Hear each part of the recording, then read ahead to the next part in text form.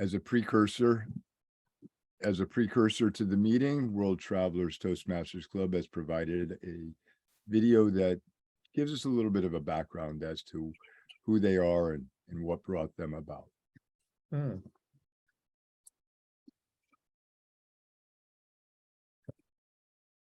It's not cooperating. Give me just a second.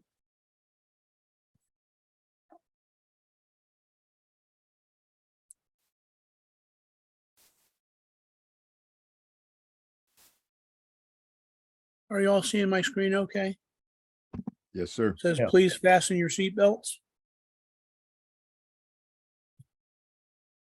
Am I sharing that screen? It says, please fasten your Yes. seatbelts. Yep, Okay, Norm, we thanks. see it. Thanks. Announcing the arrival of World Travelers Toastmasters Club number 079679399. Are you guys hearing the video okay? That we do not have to be in the same room to be united, to encourage. I apologize, folks. I don't think I turned the audio on when I did that. Let me try it again. Norm, the audio was playing. Oh, was it? Okay, I'm Yep. sorry. Yes, everything was fine. All right, well, let me get it started again then, or resume it. Well, come on.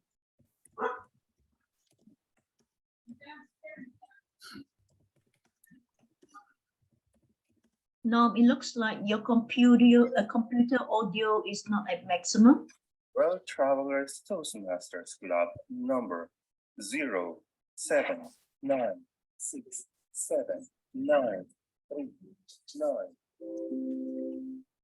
We have proven that we do not have to be in the same room to be united, to encourage each other to succeed and to celebrate together.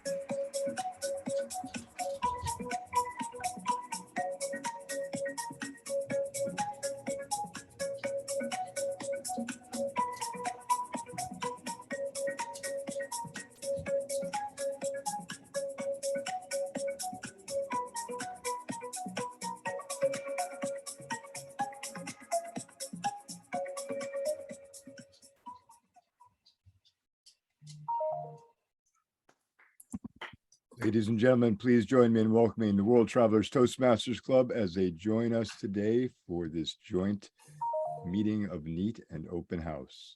Sergeant at Arms, would you please open the meeting officially?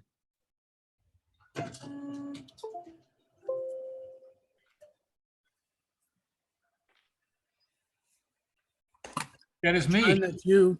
Thanks, John. Thanks, Norm. I had to get off mute. Welcome, everybody, to November meeting of the New England Advanced Toastmasters, and welcome World Travelers joining us today. It's now my pleasure to pass the gavel to our presiding officer and club president, Richard E. Peck. Thank you very much, John. Welcome everybody to this unique meeting today. Not only do we have two clubs joining together for presentations, we also have guests that are joining us from outside the district, outside the region, and some from other places around the globe. That is one of the most exciting things that Toastmasters offers, is the ability for our individuals, our members, to learn from one another on a global spectrum, to share cultures, ideas, learnings, and stories. If it weren't for Zoom, if it weren't for the pandemic, as nasty of a situation as that was, many of us on this call would have never met each other. We'd never have had the chance to hear and learn from one another and have those joint experiences that we've come to really, really enjoy. To see how our story, your story, can make an impact on someone around the world who you may never have had a chance to share it with. And to get feedback from somebody in the form of an evaluation that you may never have had the opportunity before. Think about this.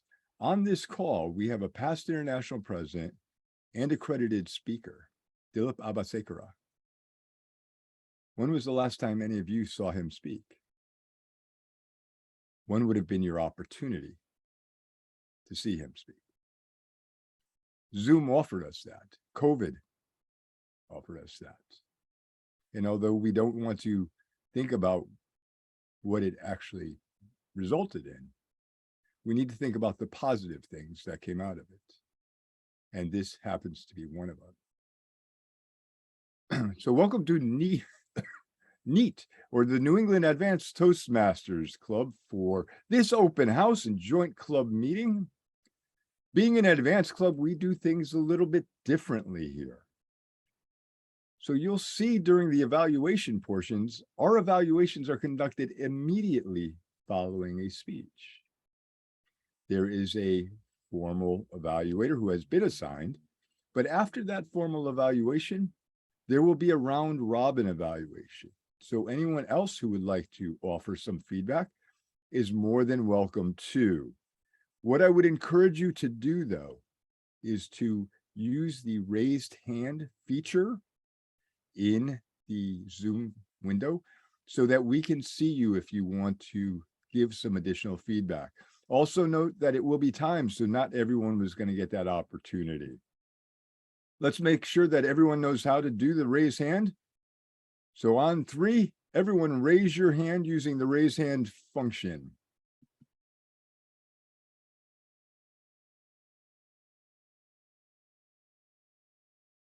All right, excellent. Looks like many of you have found it.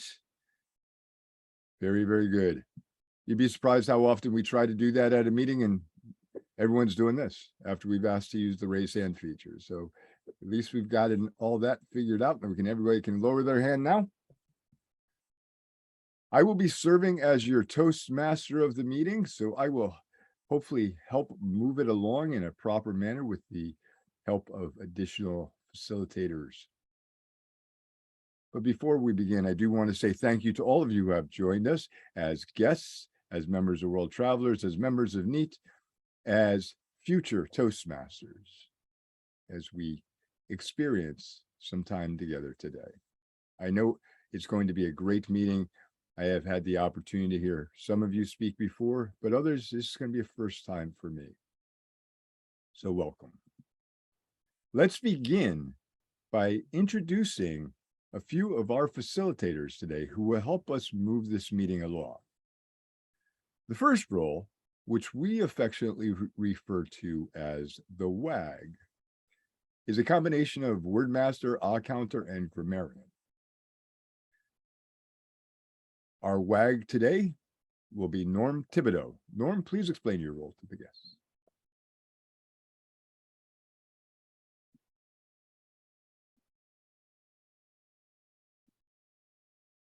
Norm, you're on mute. Nope, I was halfway through my speech. It sounded great. It sounded great. I'm sure. That's when I sound great, is when I've been silenced. Thank you, Richard. As Richard pointed out, in our club, we combine the wordmaster, accounter, and grammarian roles, and we affectionately refer to that person as the WAG. For the wordmaster, I'm going to present the word of the day, and I'll do that now. Our word for today is abandon. Abandon can be used as a noun or a verb. Used as a noun, it means a feeling or attitude of wild or complete freedom. Used as a verb, it means the act of leaving and never returning. An example is, Bob abandoned his old structured methods for Toastmasters projects and approached his pathway efforts with reckless abandon. So that's our word for today. And as the word master, I will listen for uses of that word, try to squeeze them into your speeches or your evaluations if you're able to, and we'll have a report on uses of the word abandon at the end of the meeting. For the accounter role, I'll be watching for verbal pauses ums, ands, ahs, so's, you knows, things like that, that we often interject into our speech when we're thinking rather than speaking, but that comes out our mouth anyway. So I'll be watching for those. I'll have a report on that at the end of the meeting. And lastly, as grammarian, I'll be watching for uses of grammar that could be improved or uses of grammar that are particularly noteworthy. I'm not really good at that role, but I'll give it a shot anyway. Back to you, Mr. Toastmaster. Thank you, Norm, for taking on the role of WAG today. And no Toastmasters member should ever feel abandoned along their journey. We are here to support each and every one of you. And now I'd like to present our timer for today. One of the most important roles because it helps us keep our meeting on time. Some of you have heard me say before that time is the one thing that we can't manufacture any more of, and we want to make sure we're using it properly. Our timer of the day is Betty Ann Peck. Betty Ann? Thank you, Mr. Toastmaster, and welcome everyone. Not accustomed to giving the description during this meeting, so I think it's great for the guests for the time speeches to 7 minutes, 6 minutes, 30 to 5 minutes. We will be doing the breakdown as follows. The green light will appear at the required 5 minutes. The yellow light will appear at 6, and the red will appear at 7. That will stay on for the required 30 seconds into the completion of the speech. The evaluations today will be 2 to 3 minutes by the first evaluator. That first evaluator, before they introduce the round robin, will be green at 2, yellow at 2.5, and red at 3. Evaluations to the round robin will be 1 to 2 minutes so that we can get everybody's thoughts. Do not repeat what you heard earlier in the evaluation. At 1 minute, you'll get a green, 2 minutes, I'm sorry, 1.5 minutes yellow, and 2 minutes with the red. And we'll continue that on throughout the meeting. I will give a report at the end of the meeting when called on by our fabulous Toastmaster, Richard Peck. Back to you. Thank you, Madam Timer. May I make a slight adjustment in the timing, please? Yes. Because we're going to allow for the round robin as a total of 5 minutes, I would kindly ask that anyone who's adding round robin comments extend to no more than 1 minute in your feedback so that we can get as many individuals on there as possible. Obviously, Wonderful. it's easier. It's better to get feedback from 5 people, or could be, than it is to get feedback from 2. Good. Pastor National President Abayasekara, what will be the timing for your speech, please?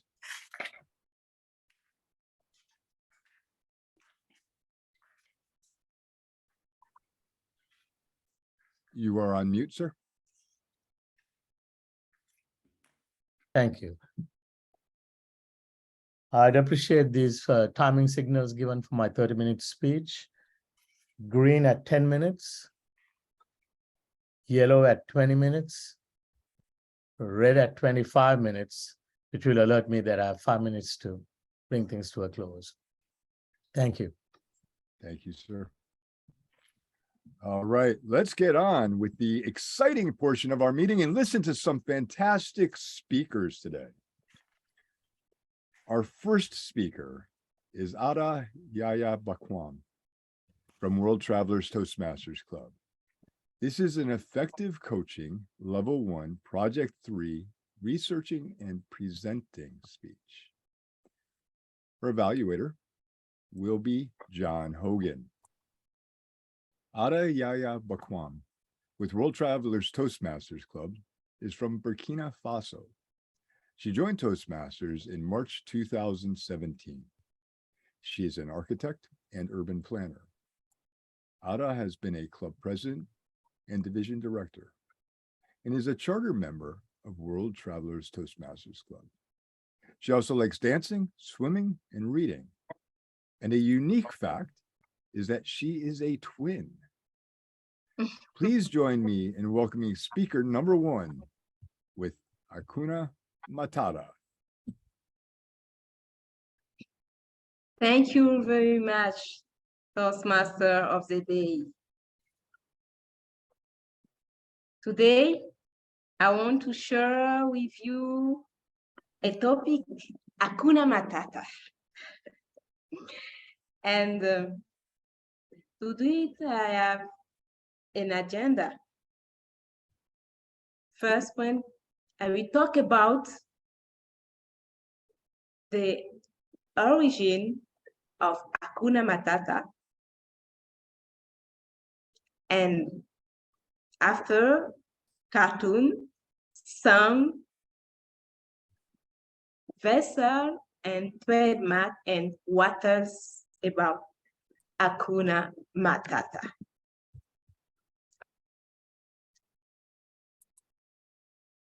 Let me talk about the origin. According to Wikipedia, Hakuna Matata roughly translates to "there are no troubles" in Swahili. The phrase was popularized in English by the 1994 Disney movie, The Lion King, where it's translated as "no worries." It has a connotation of not worries about things outside a personal controls. But of course, as an adult, to live without worries would mean to live without responsibilities, and it is our responsibility to others and to society that binds us to the world around us and sees us finally achieve that ever sense of fulfillment. That Hakuna Matata is a spirit. And for me, in my country, most of the people knows Hakuna Matata by the cartoon, The Lion King. The Lion Prince Simba and his father are targeted by his bitter uncle who want to accent the throne himself. This phrase mentioned in the Google site to summarize this cartoon, but in my country, talk about Hakuna Matata means courage, engagement, and positive things. And the little song about Hakuna Matata is Hakuna Matata. What a wonderful phrase. Hakuna Matata. And the passing craze. It means no worries for the rest of your days. It's a problem-free philosophy.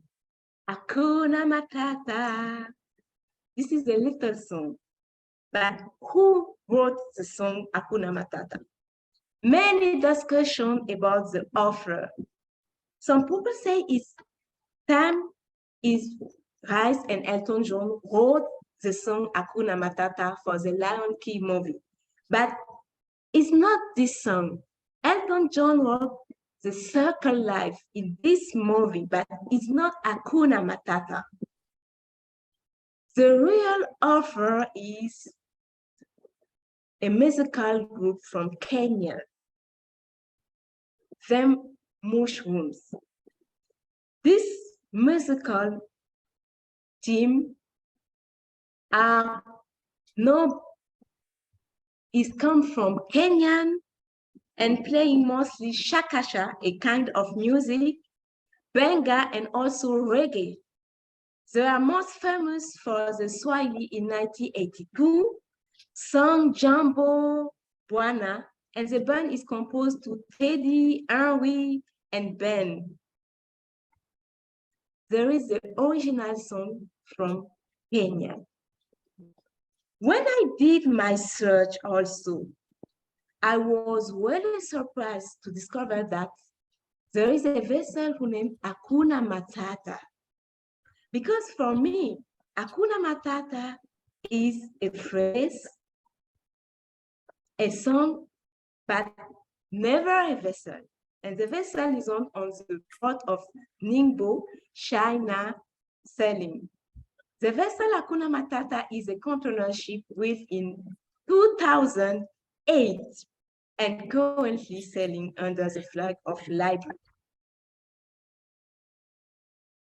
About the trademark or not, you know, Disney trademarked the phrase in 2003 to protect it and commercialize the phrase. But there is many discussion about this.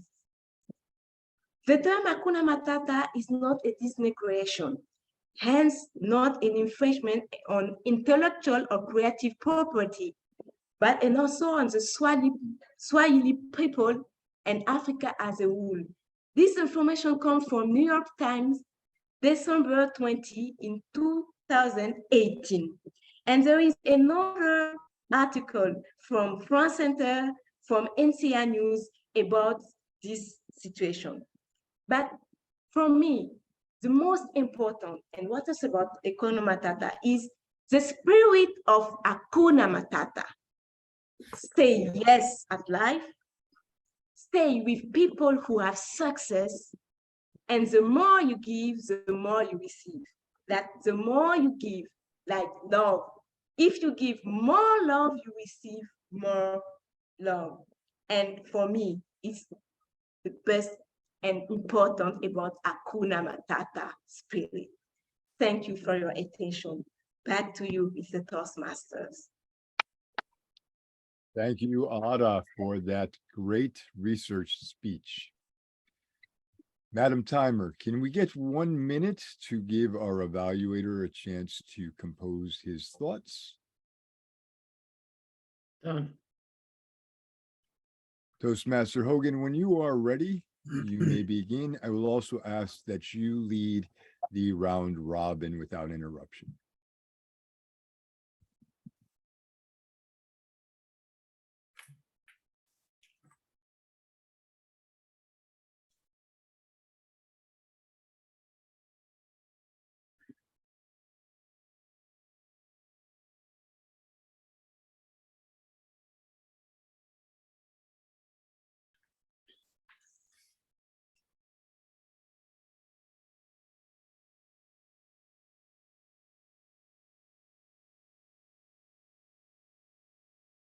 Thank you very much, Mr. Toastmaster. I have the gavel.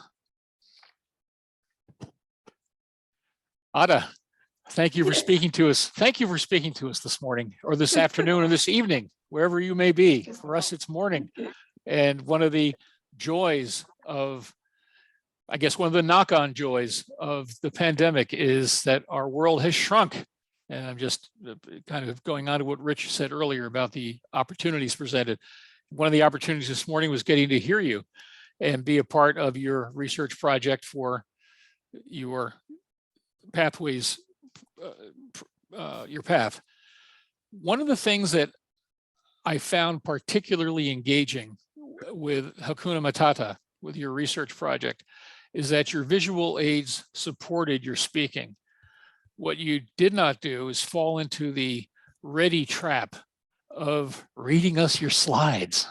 There were a couple of occasions where it was appropriate, contextually appropriate, where you were quoting a song or quoting something stated, and that fit perfectly.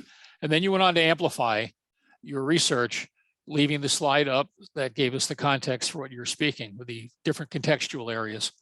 Speaking of the contextual areas, you very skillfully triangulated Hakuna Matata, and in triangulating the phrase, you pulled it into multiple focus points. So we got to see it as a song, as a saying. And then as a song, you disambiguated the Disney version, which those of us who have children of a certain age, or may be children of a certain age, all learned in the 90s. And yet, look at the origins. That there's an actual Swahili origin for the song from many years before Disney decided to bring it to popular media. You showed us a vessel, and that there's an issue around trademarking that Disney tried, and the fact that there is at least academic controversy around the intellectual property of the phrase and how it's being handled. But all of that was leading up to your close, which gave us the opportunity to understand that Hakuna Matata, really what I took away from your closing was that it's the opportunity inside love to give more than you receive and to live inside that context for your life. So if that was your intent, it landed very well. To challenge yourself, I think the only thing I would recommend, again, my listening, the way I listen, is there were some humor points that you had, and they may have been, for me, blurred slightly in cadence. So I don't know if there's an opportunity to look for creative pause or not, to go back through and do it again. But thanks so much for the opportunity. And we will move directly to round robin. My request is that you raise your digital hand, find the reactions icon at the bottom of your screen, raise your digital hand, and I'll call on as many as I still have a yellow timer for. So Madam Timer, if you'd reset to nothing and then give me a green at 3 and a yellow at 4, that would be great. Do we have a show of hands? Anyone who would like to offer Ada your thoughts and comments? Norm. Thank you, Mr. Evaluator. And Ada, that was a great speech. One thing that I would like to mention as a positive, you thanked everybody at the end of your speech. Now, I know that that's a very controversial thing in Toastmasters, because many Toastmasters thinks the audience should thank the speaker and not the other way around. But I happen to espouse to the theory that as speakers at a Toastmaster meeting, we also should share our appreciation with the audience for being there, listening and supporting. So I thought that that was great. And that's the only thing I have to add, John. Thanks, Norm. Go ahead and put your hand down, please. Rich. Thank you, John. Ada, I'll echo the thoughts that this was a well done speech. I think you took a bold move in attempting to sing Hakuna Matata. I don't know that there were a lot of speakers that would be willing to try that. Obviously, you had done your research and presented us the ship. So I think everything from that standpoint met the requirements. What I would caution on is to make sure you've reviewed your slides before your presentation, because there was a word that was misspelled on the last slide. So making sure that everything is proper in the way it's put together, I think, is key. I also like the fact that you did go into presentation mode in your slide presentation. I've seen speakers where they'll just go slide by slide, not being in presentation mode. And so that was nicely done. But there is a way to be already set in presentation mode before you come on the screen. So it allows for a little bit of a smoother transition, something you may want to try in the future, just to make sure that when you come up, it's right there for you. The other thing that we've been trying as of late is you can actually put yourself in your presentation. So something to think about as well, especially if you don't have a lot of transitions in the presentation, it works out really well. It gets you right there in the front, because I think the risk in anytime we do presentations in this format is you end up in a very small box over on the side of the screen, and we're watching the presentation and not necessarily watching you and trying to see your facial expressions and your body language and those items that are important to helping the speech. So these are just really small transitional pieces to try. Not that there were negative impact on your speech, but as you think about doing these again, new avenues to look at. John?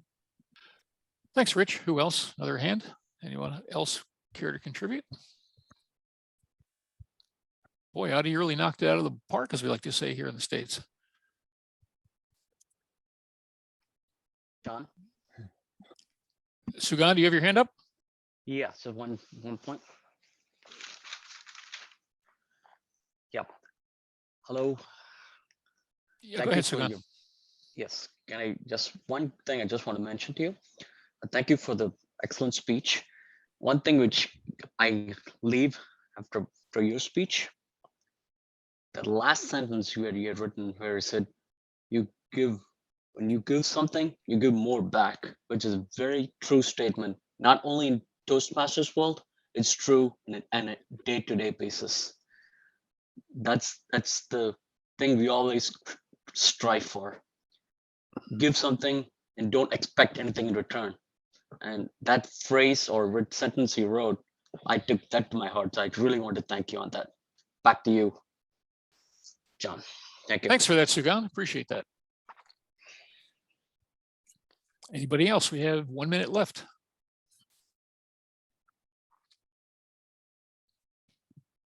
Mr. Toastmaster, back to you. Thank you, John. Well done. Well done, evaluators. Thank you for giving that extra feedback to Ada. And let's give Ada one more round of applause. Thank you very much, Ada. Our second speaker is Chris Poole. Chris is visiting us from District 35. This is an effective coaching level 1 project 3. Chris's evaluator will be Nerliza Sawi from World Travelers Toastmasters Club. For our next speech, we welcome Chris Poole, 3-time distinguished Toastmaster from District 35, as she wraps up her innovative planning path with the final report on her high-performance leadership project. Losing a job through no fault of your own is devastating. Chris was just one of about 400 that lost their jobs between May 2008 and May 2010. It wasn't just losing the job and shutting down the business. The entire building was razed. After 12 years, the hurt is still there, but the people are still what's important.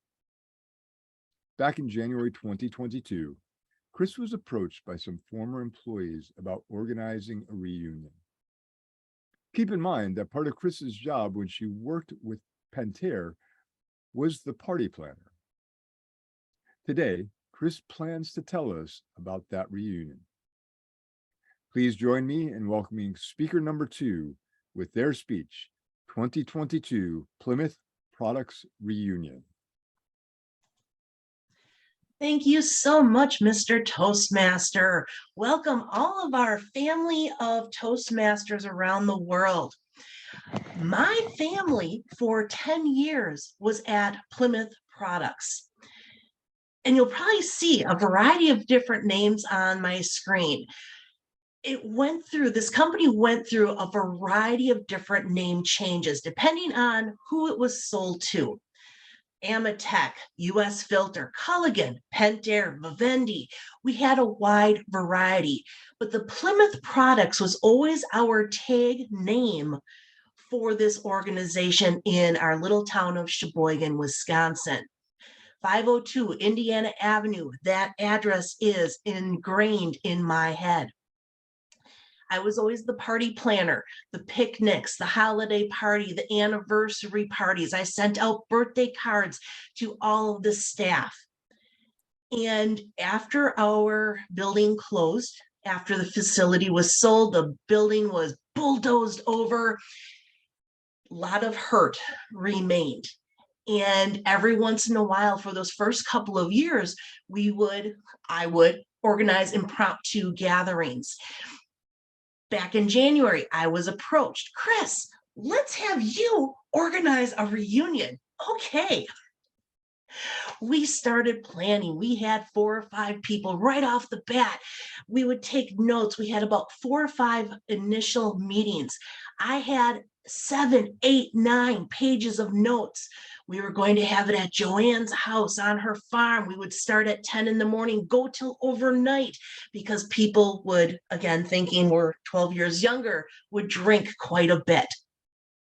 We had everything all organized, laid out, ready to go. But if you've heard the quote from Robert Burns, the best laid plans of mice and men often go awry. That is what happened with this reunion project. We had everything set, but then of course, everyone who said, yes, I will help, I will do this, I will do this, I will do this, backed off. And we had to regroup, abandon all of our initial plans, and change it up. And it worked out just perfect because we wanted, again, to keep in mind, it was about the people, not anything else about this reunion. We worked on it. We got a date. We got a location. We paid for a location, but we did not have a budget.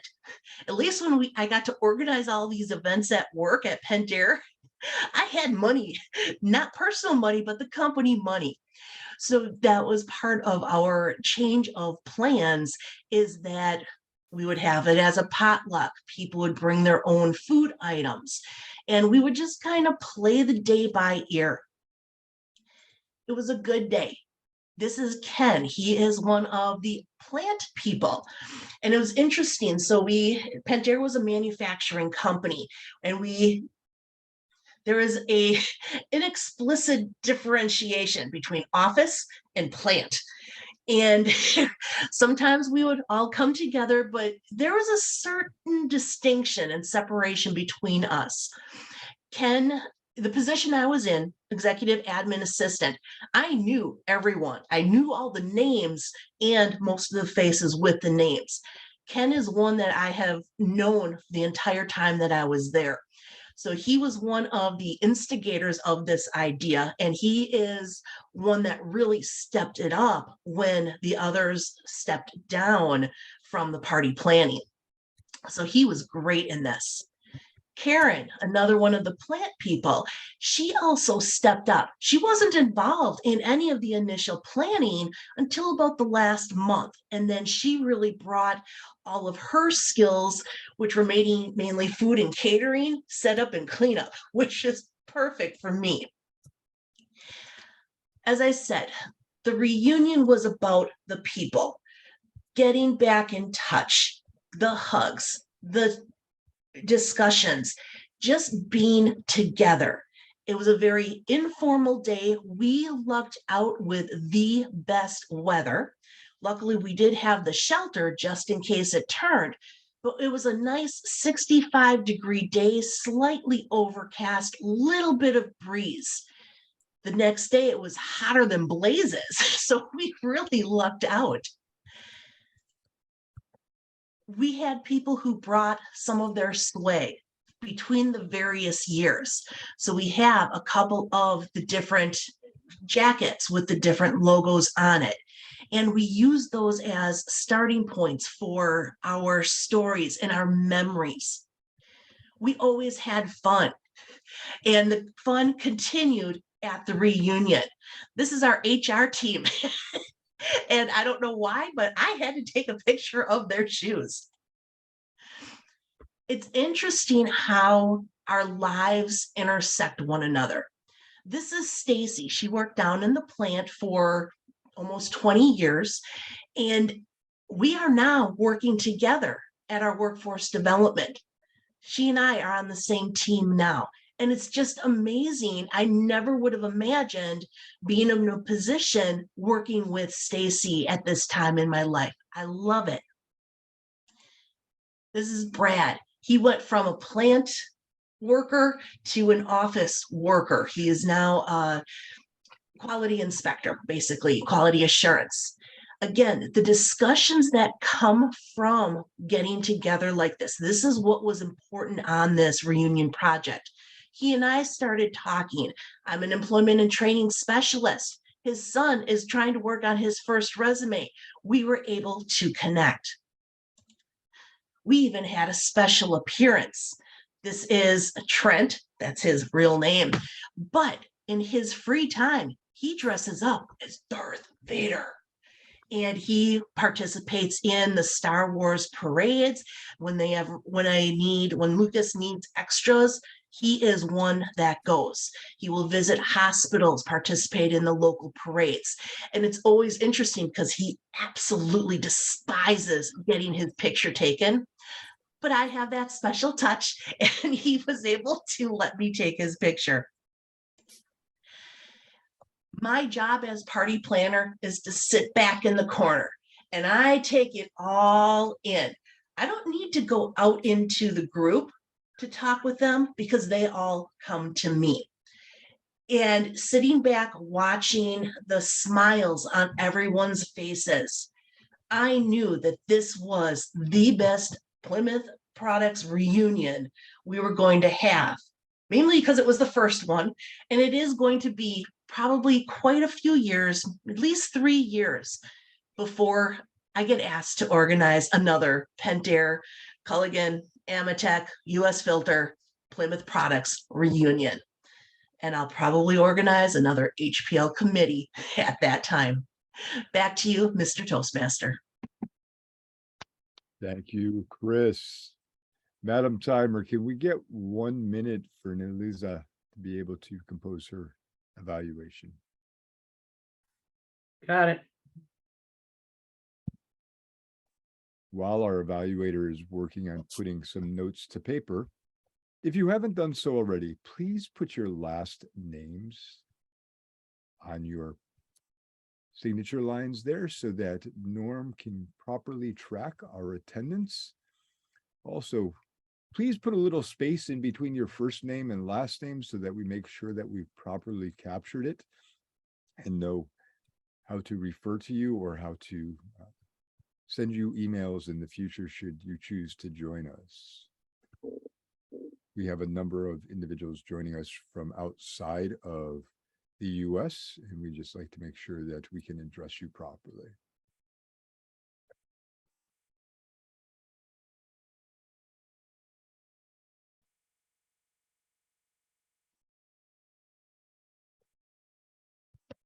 Nerlisa, when you are ready, you may begin, and then please move into the round robin accordingly.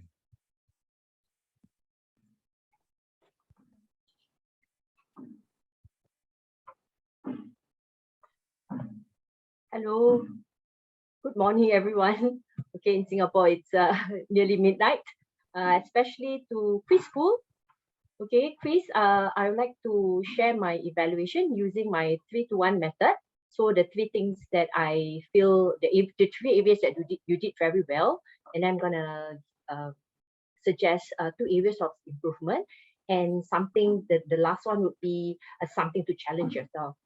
Oh, so Chris, thank you so much for giving me that or sharing with us how you organize the reunion for the Plymouth company.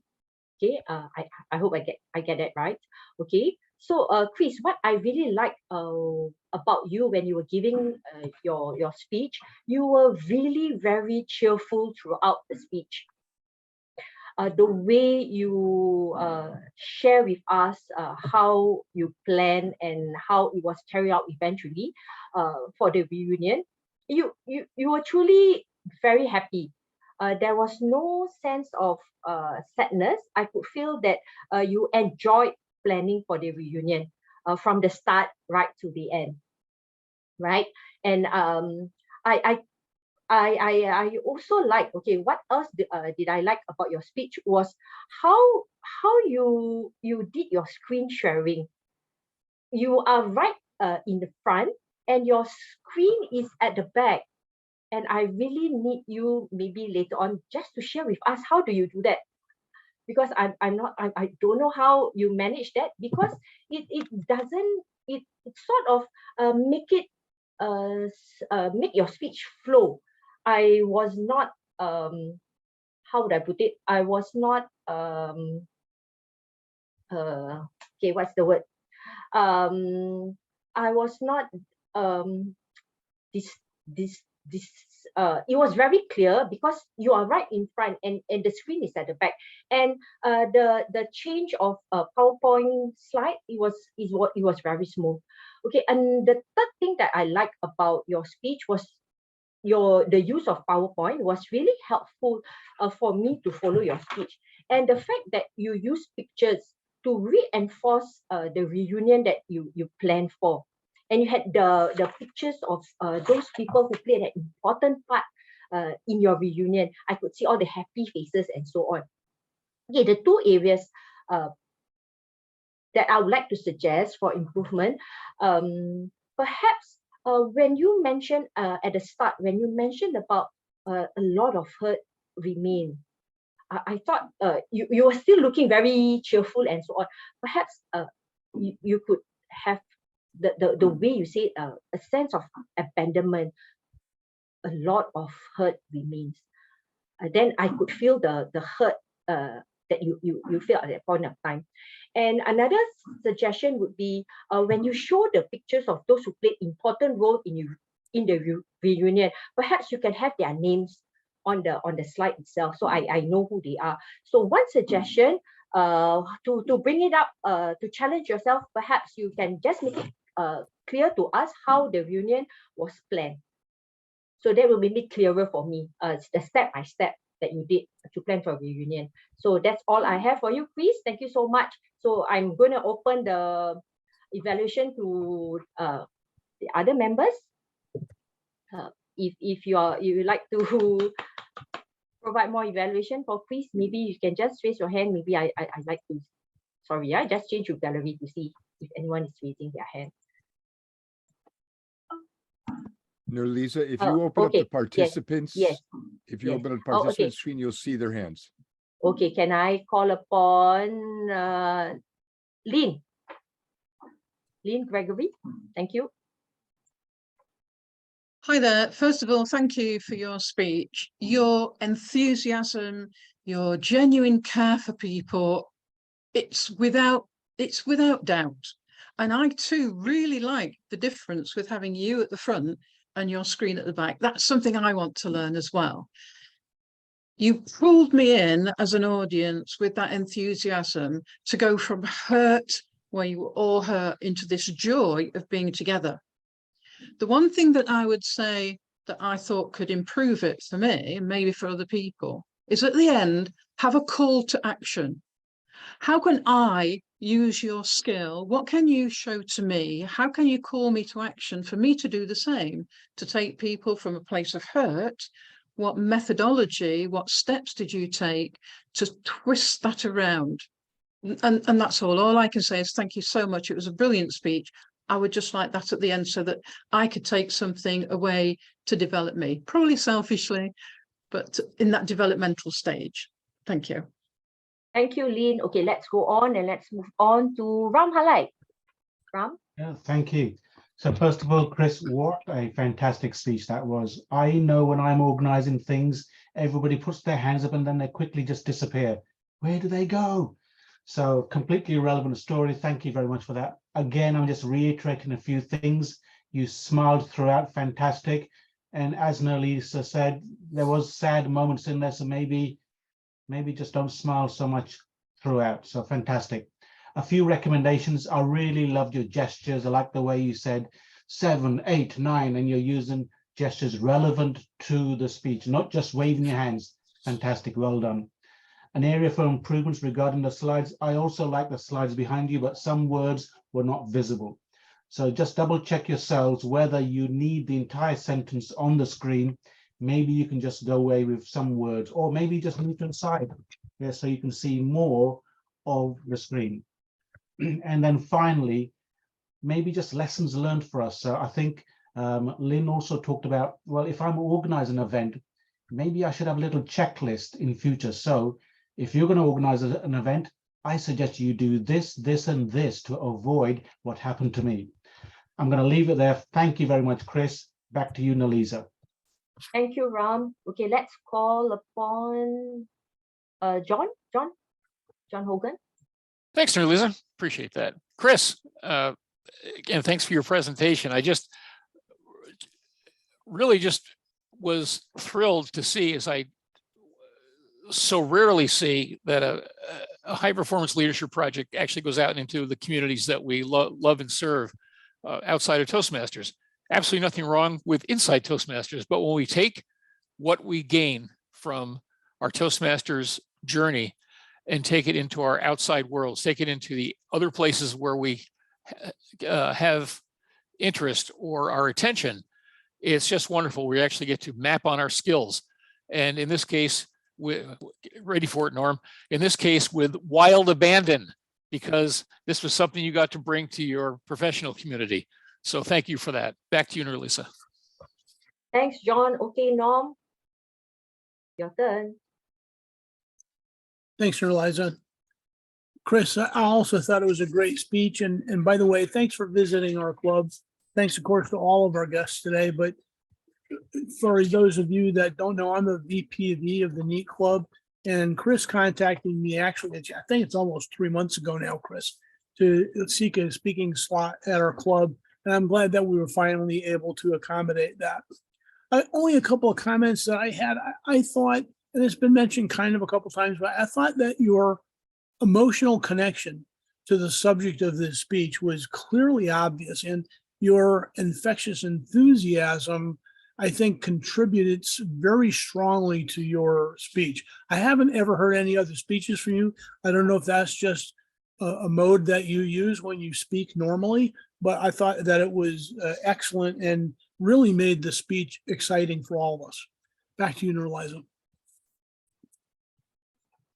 Thank you so much, Norm. So the time shows red. So it's back to you, Richard. Thank you so much. Thank you, Nurliza, for that evaluation. Thanks to all who contributed throughout the round robin. We're now going to move on to our third speaker. And I think I have a unique relationship with our third speaker. I've watched this individual continue to grow, set goals for herself, and very rarely let anything get in her way of achieving them. When I say this is a motivated individual, that would be an understatement. Our next speaker is Eliza Zubadi from World Travelers Toastmasters Club. This is an effective coaching level 1 presentation, writing a speech with purpose. Eliza's evaluator will be Gurinder Garcha. Eliza Zubadi with World Travelers Toastmasters loves to learn from the world. She has been a member of 7 clubs in 4 districts and has chartered 3 clubs. And she earned a double DTM in less than 3 years, thanks to her family and Toastmasters. Please join me in welcoming speaker number 3 with their speech, The Invisible Gift.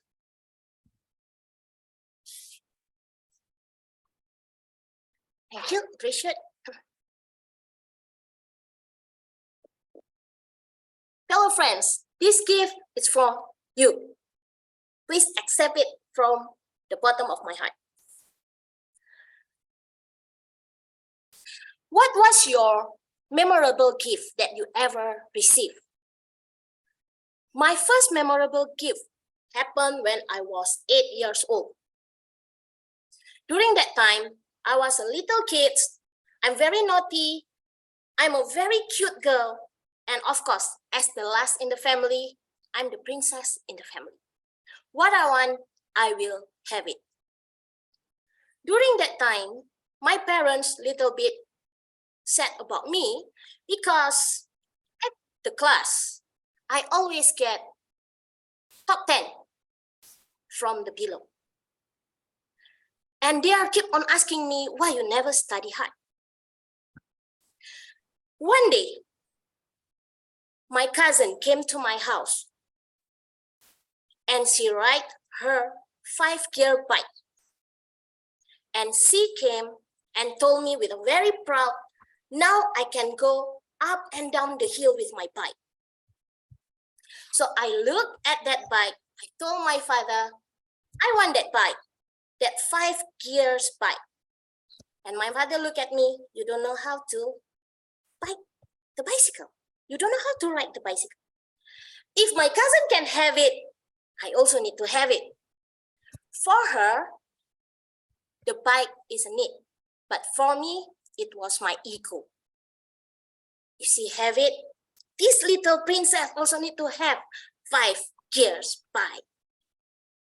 And one day, my father said, okay, I will grant you as long as you can make sure you get top 10 from the top, not from below. I study hard. I'm on a mission to get my bike. On one day, during the report days, my mom smiled at me, holding the book, show it to me. Congratulations, dear. I'm not getting on the 10, not 7. I get the top 2 class. And I was so happy. Finally, I can get my bike. I don't care about my class, or I don't care about anything. I abandoned all the things. I abandoned all my books. I just tell my fathers, let's go to the bike. Let's go to the shop and buy my bike. After 1 week, I ride a bike, but only round and round the house. 5 gears bike, only to use inside the house. Until somebody said, hello, that's a 5-gear bike. Why you never go out your house? So on that day, I told my mom, let me help you buy groceries. And I hop onto my bike and I start to go. And I met with an accident. I flew, and when I wake up, I already on the road and many people watching over me. My father was angry and no more bicycle. My second memorable gift was come from my long distance boyfriend. He said he want to give me something special. Well, I hope it was ring. Not yet, it's not ring. He gave me brand new handphone. You know why? Call me, you need to be with me 24 hours for 7 days a week. And you need to open your eyes and close your eyes thinking about me. And after a few years, when the phone is dead, a new latest phone coming up, I also break up with my boyfriend. Yeah. But then I realized that from all these years, I have my invisible gift. That I don't have to do anything. It's come daily without me need to do anything. I don't have to work on it. It just came daily. And it was my mom's prayer. Every day, she will just kiss my head, give me a little prayers for God to take care of me, give me a good life, and protect me from any harm. And do you know what? When I lost my mom, I realized that the invisible gift, the special gift that actually I always have, but I always never appreciate it. I have it no more. Then I was thinking, is it over for my invisible gift? Then I realized there is so many magics that happen in my life that it can consider my invisible gift. My dear friends, can you just imagine daily about our friendship, that every time when we need our friends, they give us the support, the love that we have from our friends or our family, the support they give us, the impact that they have and pass to us. Is it also something that we can call invisible gift? I never meet all of you in person, but some of you are all dear in my heart, and I consider it a special gift, an invisible gift. Sometimes invisible gift is we cannot see, but we can feel it, empower us, make us strong, and also make us have a joy and peace. And I hope all of us will treasure and appreciate all the little magic that happen surround us. Because this invisible gift sometimes can make something impossible become possible. Just like my journey in Toastmasters. Everything that I had is an invisible gift. Until my district director passed me the trophy. That's the visible one. Back to you, Toastmaster. This is the gift, my invisible gift to all of you. love. Back to you, Toastmaster. Thank you, Eliza, for that speech.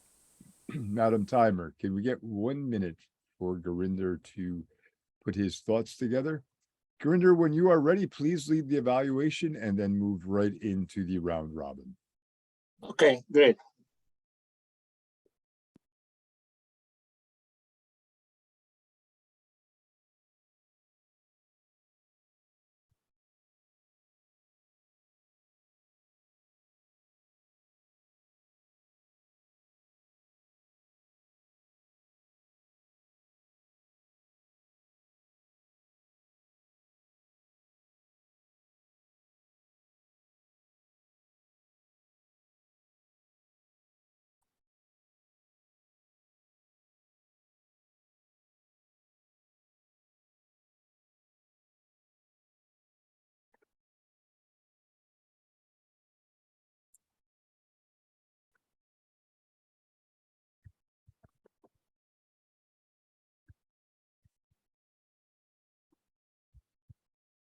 I'm ready. Hey, Eliza, that was the wonderful speech I listened. I thought that I'm going to follow the evaluation form given it to me, but I was so mesmerized with your speech, I'm going to abandon that and give me my thoughts. Okay. I'm going to go through the process, what you do in the Toastmaster. First thing is you attract the attention. You brought that gift and it was a good opening and I was wondering what this gift is. Right? It got my attention, so I was all out to listen to you. And then afterwards, a couple of things which I thought you should have, you did. You looked at the camera and I all the time felt that you were talking to me, and sometimes you moved here and there, that was okay. And the other part was the process of your hand gestures. You are very expert in putting your hand gestures. I could see only the front part of your one quarter of your body, but every part, you use your hand like that, this way and all that. That was wonderful. You did very good on the gestures and all that. Your opening was very good. And when it comes to the body, you went through the entire process of how you got the bike, what you did, what were ups and downs, what your father said, what your mother said. You gave the entire story. Okay? And in the end, you concluded all that. And the main thing which you said, the people help you out. Everybody is helped. But could have been a good idea if you could have picked up one particular person, how he helped you, what you did. And probably is, I know Richard has helped you out, but you could have said what he did to you, how he did to you, and how it affected you. And that could have been a good way of telling the people. And the other thing, that is what you have to work on that. In fact, your volume of voice is very good. Your pronunciation is very good. You did. I am also, my English is my fourth language. I can understand, and I don't know how much language is there.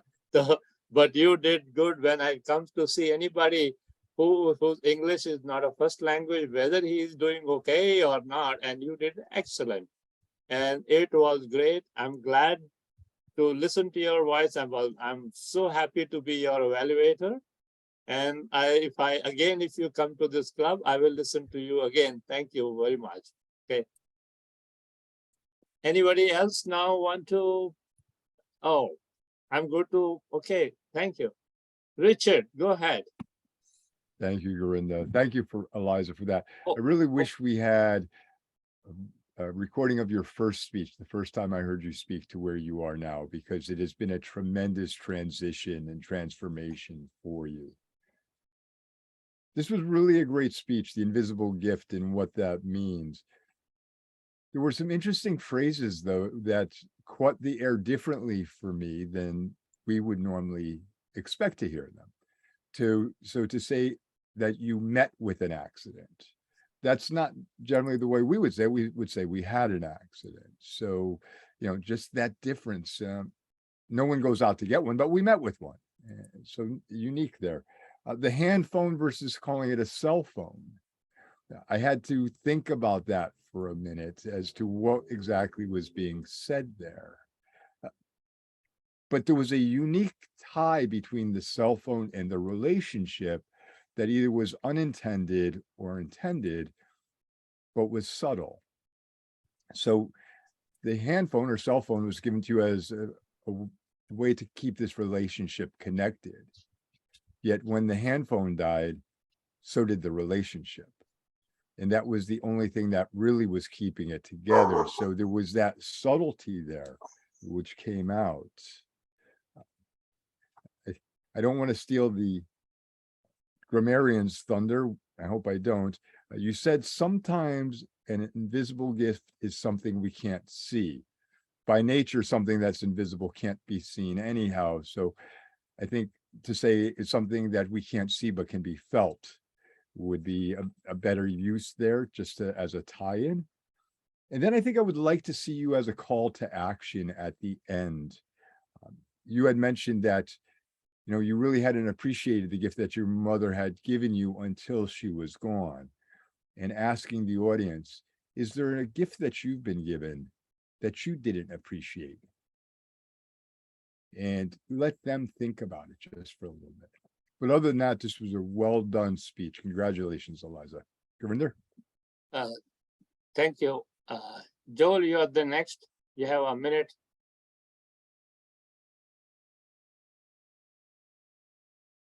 DTM Eliza, you gave an excellent speech.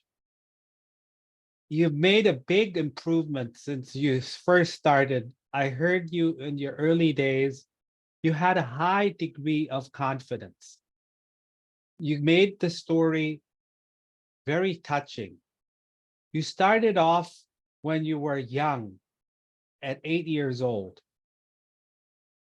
You were showing the excitement the bicycle offered. You showed the details. I would have added one aspect about the bicycle, the lesson learned. The struggle that you had after the accident could have been a lesson that inspired you or gave you strength, or could give the audience strength to grow, because through challenges, we become better. If we have everything we wanted and achieving it, we don't appreciate it as much. So you could have shown the level of appreciation by the challenge of the accident and how you expanded your life. The feeling part, the touch part, you did well.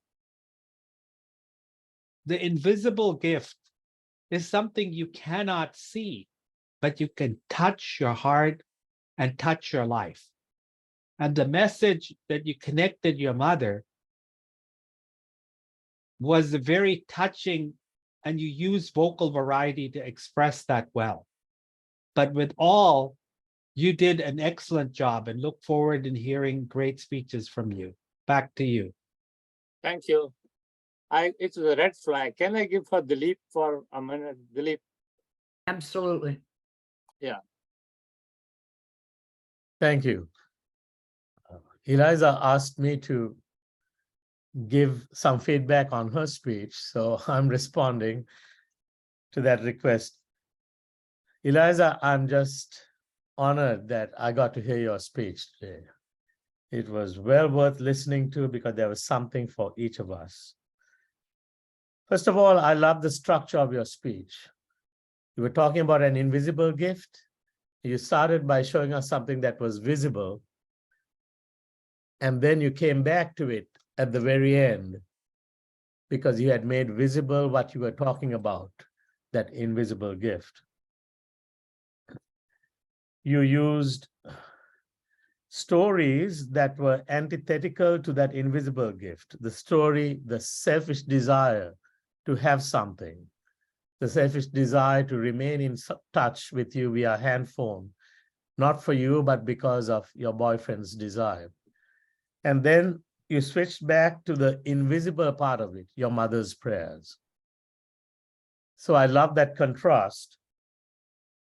And you translated that to something meaningful for us by talking about how we can pray for others, for the best of others, to pass it on. And that was an inspiring moment in the speech, brought perfectly together at the very end. How could it be improved? I almost missed your humor when you talked about you were in the top 10 from the bottom up, and you went through it fast. And I had to think, oh, I think she was making humor, but she didn't pause. She didn't smile. She didn't give me an indication that this was humor. And then when you came back and talked about how you got to the top 10 from the top up, it clicked. So just be aware that when you're using humor, you got to give signals to the audience and maybe slow down at those punchlines. And the final thing I would suggest is that when you give an inspiring speech, consider using a quote that might bring it together. Immediately as you concluded your speech, the quote that came to my mind was Helen Keller's famous quote, "The greatest things in the world cannot be seen or heard or even touched. They must be felt with the heart." And that would have been perfect to bring it all together. But excellent speech. Thank you for touching me and inspiring me, as I'm sure you did many others. Thank you. I think the time is over. I think Unity, she wanted to say something. Richard, can we allow her, or otherwise I hand over to you? Yeah, I would prefer if we move on, just because we have a 30-minute keynote. Uniati, if you'd like to, you can send something to Eliza in private chat so that she has it, so that at least you get a chance to provide some feedback, if that's okay. Thank you. Richard, is all yours now.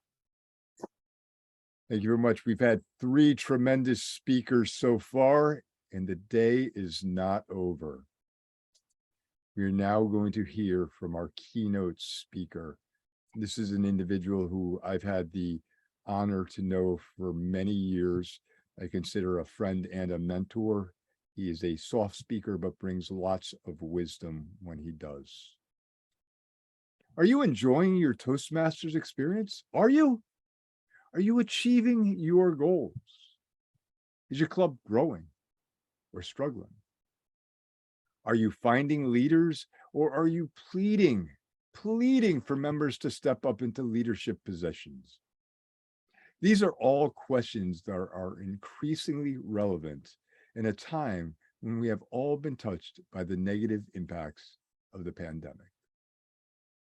Drawing on his 36 years of Toastmasters experience, our speaker will share with us golden nuggets of fundamentals that can transform any club, into a dynamic one and enable the club and district to nurture, find, and sustain passionate leaders who are ambassadors for Toastmasters.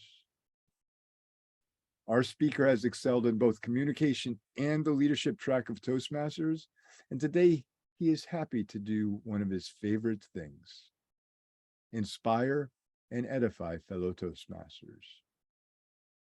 His keynote is titled An 8-Point Road Trip to Becoming a Top Quality Club.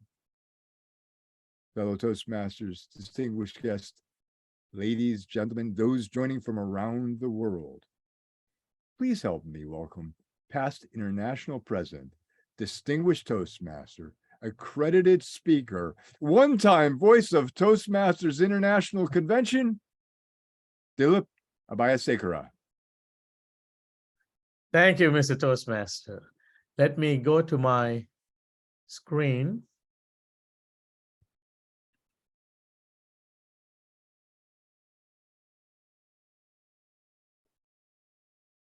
Can you see it, Richard? Wonderful. Yes, sir, I can. Then everyone can.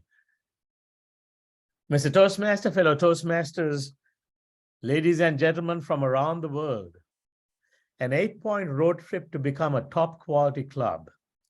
As I go through this presentation, I challenge you to listen carefully and take notes and identify the 8 points that I'm sharing with you today, because these are 8 points that I took to transform a club that was dying to become the top club in our district many years ago in District 18. And I share these because they are verified in the crucible of actual Toastmaster life. What can change a club from one that is dying to one that is thriving? And I believe these are principles that apply to everyone. As I talk about this, I'm going to start with the picture of a home, a home. Every one of you can relate to this. How many of you have children? Just raise your hand. Could be grandchildren. And if you didn't raise your hand, how many have you been children? Yes. We can all relate to that. Can't see the And screen. there is something that we can learn about how a club can be successful by thinking about home. What is home to a Toastmaster club, to a Toastmaster member? It's another 4-letter word. What is that? A home to a Toastmaster is C-L-U-B, isn't it? The club. Many years ago, when I was in high school, I was preparing for a debate, and the debate was about the role of the home. And I asked one of my aunts, who is a doctor, for a quote I could use. And she sent this quote, which has stuck in my mind all these years. Just as the womb is the cradle of the unborn child, so is the home, the cradle of the citizen of the world. What is home to a Toastmaster? It's the club. For it's in the club that every member is, look at these words. These are words that apply to a home. For a child, they apply to a member in Toastmasters. We are nurtured, we are developed, we grow in confidence, we gain friends and support, we launch into leadership, and we dream big, don't we? Every one of us is a Toastmaster because we belong to a club. The club belongs to Toastmasters International. We don't belong directly to the Toastmasters International, but we are members of a club that belongs to it. And therefore, the club plays a pivotal role in every Toastmasters growth and development. It makes sense, doesn't it? The club delivers the Toastmasters promise to members. 2 blanks for you to fill. The success of the club is guided by the club officer. Officers, right? You got it. The club officers. Wow. When you think of it this way, then you realize the club officers play a pivotal role in the health of Toastmasters. They're not only their members, but Toastmasters International as a whole. You take the club away, and the home is gone for the Toastmaster. The club nourishes, grows, and develops members. The key players for delivering the Toastmasters program to our members. Again, I can't see every one of you, but if you're a club officer, please raise your hand. And then I salute you. And I remind members to don't take your club officers for granted. They are helping nurture your Toastmasters growth. Take a minute during the week to shoot them an email or text, or make a phone call, or even send a handwritten card thanking them for the role they are playing as club officers. There are sayings in Toastmasters, but one of the sayings that I have latched onto is, as the club goes, so go its members. You remove the health of a club, and the growth of Toastmaster members stops. That's why club officers play a vital role. Many years ago, now I'm a football fan, and one of the great football coaches in America was Vince Lombardi. He was coach of the Green Bay Packers, a great football team, a legendary football team. And the Green Bay Packers under Coach Lombardi entered a phase where they started losing games. They were used to winning games, winning the Super Bowl, but they were losing games. And one day they got a message from Coach Lombardi saying, gentlemen, tomorrow we meet 1 hour early. Be there. And when Coach Lombardi said that, they knew they better be there. They gathered there. And he said, gentlemen, you know that we have been losing games. It's not because we don't know. It's because we have forgotten the basics. He had them gather around him in the field. He picked up a football and said, gentlemen, this is a football. Let's start with the fundamentals. What is the football to Toastmaster clubs that have forgotten what they are about? I believe it goes to the club mission. As I said, watch out for the 8 points in the road trip. So I'll give you a hint. This is the first point, the mission. Everything revolves around the mission. And we can take the club mission and break it into 3 parts. The first part says we provide a supportive and positive learning experience. So it's all about the environment of the club. The second part says in which members are empowered to develop communication and leadership skills. So then it says it's about the members, and they are given empowerment to develop skills. The third part says resulting in greater self-confidence and personal growth. As a result of those skills, they start changing inside. Personal development. You see that? So when you break it into 3 parts, you say, oh, so this is what our club is about. To provide a supportive and positive learning experience, help members develop their skills in communication and leadership, and as a result, help them develop self-confidence.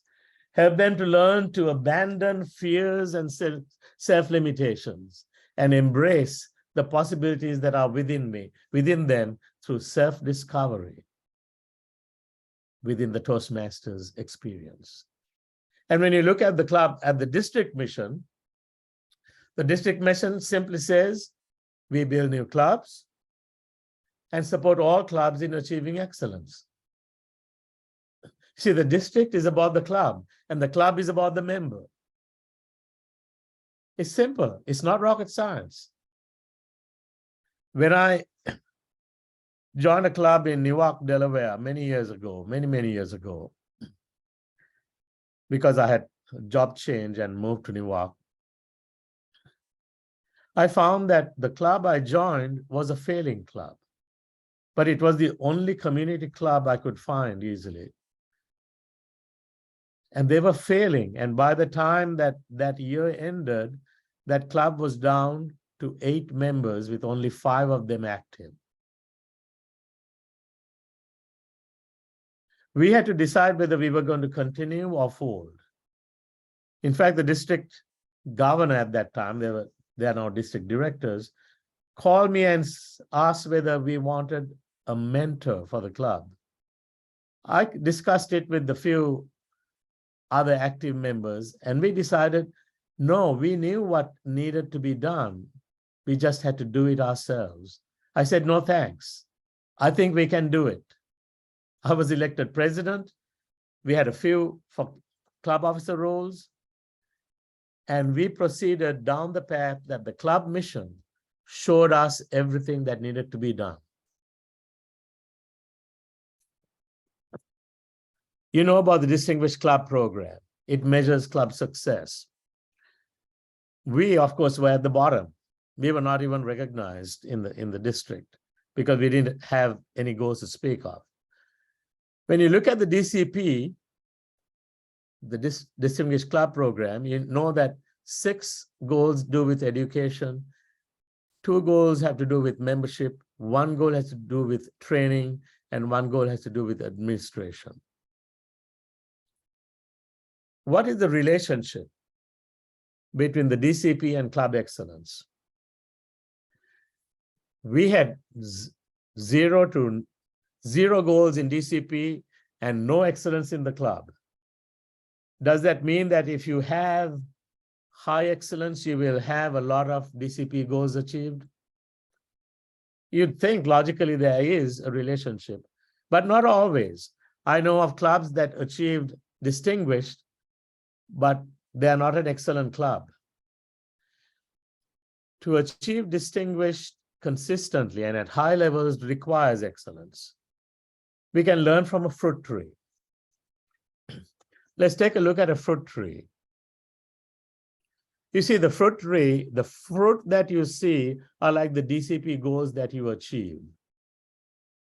The fruit tree has those fruits because it has access to water, sunshine, and air. It has systems such as roots, sap, branches, leaves, flowers. And then the fruit come. The fruit don't come first. Notice, water, sunshine, air. These are what your club officers are providing for you in the club. You have roots, sap, branches, leaves, flowers. You have systems. You have an area director who visits you. You have resources in the district. And you have the guiding hand of caring club officers, opportunities to develop communication and leadership skills, which in turn foster self-confidence and personal growth. Then come the fruit. I like this quote by Deepak Chopra. He said, I often say, pursue excellence, ignore success. Success is a byproduct of excellence. Clubs that simply say, oh, we need to get the DCP goal here and DCP goal there, but they don't pay attention to the club members' needs, they are pursuing success, not excellence. But the clubs that say, we got to take care of our members. Let's find out what they want. Let's provide that. Let's help them grow and develop. You are pursuing excellence. And then the fruit will come. So I hope you're noting down these 8 points that are coming up in my talk. 8-point road trip. We talked about mission, being mission-oriented, and what did we just talk about? We talked about members, didn't we? So I hope you got that. So you see, when we look at the club mission and boil down the mission statement, clubs that live up to the mission create what I call an SPF club culture. I'll explain that to you in a minute, but hold on to that, SPF club culture, because they focus on helping members achieve their goals. The byproducts are that members are satisfied, they want to stay in the club, and the club will grow.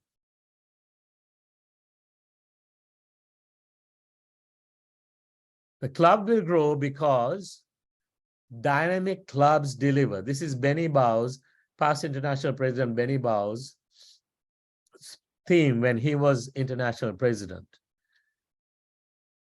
The number one club building tool, in my experience, and that we use to grow the Greater Newark Area Toastmasters Club from having only 5 active members at the start of the year to 39 members within 12 months were these excellent club meetings. We would work very hard to make sure that every club meeting was excellent. And we found that when we did that, we retained existing members. And because the members were proud to belong to our club, they invited others, friends, neighbors, co-workers to come to our club meetings. And when those members came, we turned guests into members. That is, when guests came, they wanted to be part of this club. It was not handing out a brochure and saying, this is what Toastmasters offers. It was actually living out in front of their eyes, making the invisible benefits visible so that they wanted to become members. And these are some of the things that I discovered in that journey that year. The 2 legs of excellent club meetings. Because I've shown 2 different pairs of legs there, because each club has its own specific culture. But there is the emotional experience members get. Members of NEAT, think about the emotional experience you have. Members of the World Travelers Club, think about the emotional experience you have. And ask this, after a club meeting, when I'm going home or going wherever I need to go, when I reflect back, do I feel that I was emotionally enriched? Do I feel I was emotionally enriched? And here's the second part, the educational part. Am I learning and improving? Am I learning and improving? If you can say, yes, I was emotionally enriched, yes, I'm learning and improving, then you have experienced an excellent club meeting. Club officers, think of this. Do my members say that they are emotionally enriched?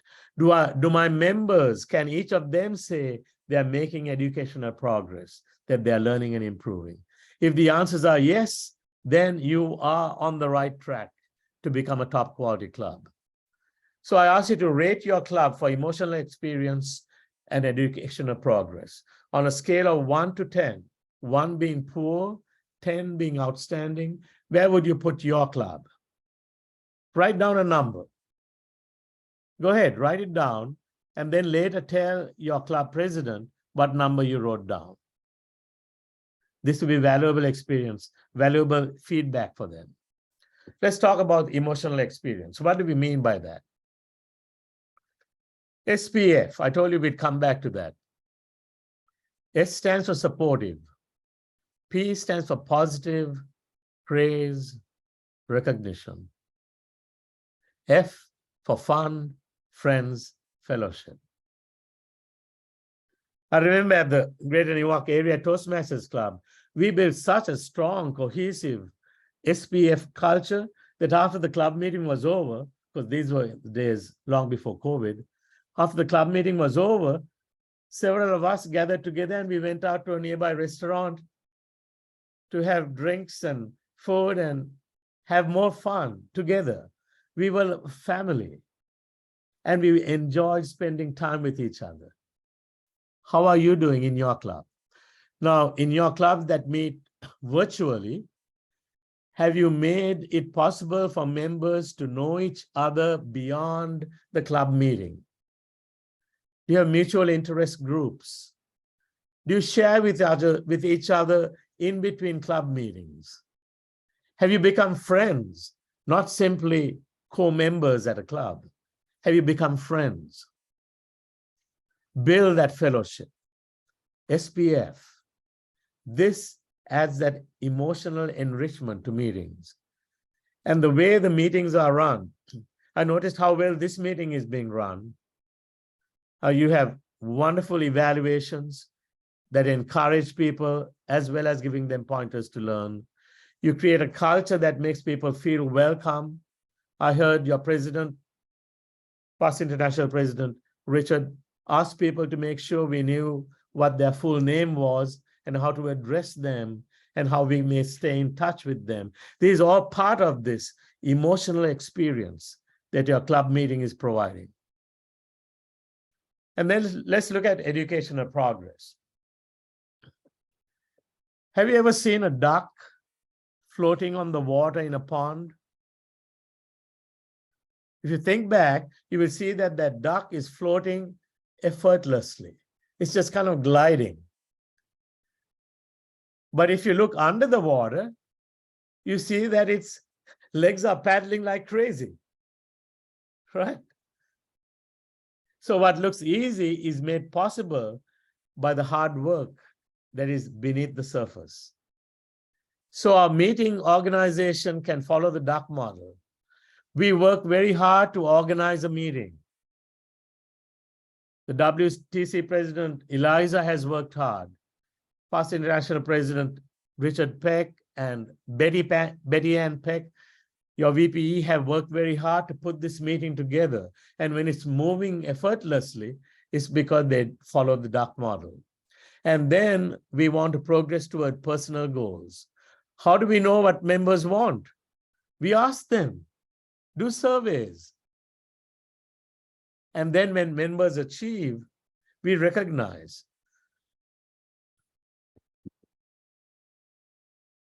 We give people opportunities to shine as leaders in speech contests. We connect them with mentors who can help them achieve their personal goals. How can the educational progress of your members be enhanced? If you have ideas, write it down now, and then pass it on to your Vice President Education and your President. Help them benefit from what you have to share. Remember, it's emotional enrichment and educational progress. Let's understand human motivation, because we are talking about members' needs. True or false? People join Toastmasters to bring in new members. Is that true or false?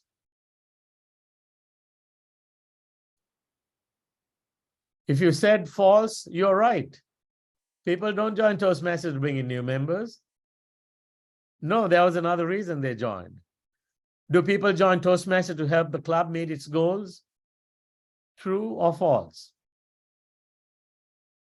If you said false, you're right. People don't even know what the club goals are when they join. How about number 3? People join Toastmasters for their own reasons. True or false? If you said true, you got it right.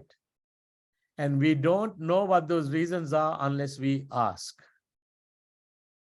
So understanding motivation begins with knowing that motivation begins from within. That's why I don't call myself a motivational speaker. I call myself an inspirational speaker. An inspirational speaker helps light the fire within someone's heart, but they motivate themselves. Find out what each club member desires from their Toastmasters experience. And how do you find out? ASK, just ask them. Ask them. This is why Vice President Education Sylvia Zoldos from my Greater Newark area Toastmasters days became one of my heroines. She telephoned me one day and said, Dilip, I want to know what you want to gain from your Toastmasters experience this year. I said, Sylvia, I'm surprised you asked. Nobody has ever asked me that. I was always one of the club officers. And I was always expected to serve, but no one asked what I wanted. So since you asked me, I'll tell you what I'm looking for. I don't know how to do a speechcraft. I don't know how to find a speechcraft audience. I need to have that done to get my DTM. Can you help me? She said, let me look into that. I'll call you back. Next week, she called me and said, I talked with the Chamber of Commerce. I'm a member there. And the vice president of the Chamber of Commerce said they'd love to have them find members to be part of a speechcraft program we will do. They will offer us a room to meet in, and they will sign up their members up. Excuse me. I said, Sylvia, that's fantastic. Would you go ahead with that? Not only did they find members, not for one speechcraft, but for 2 speechcrafts. And then they offered their meeting room, their beautiful meeting room, free of charge for us.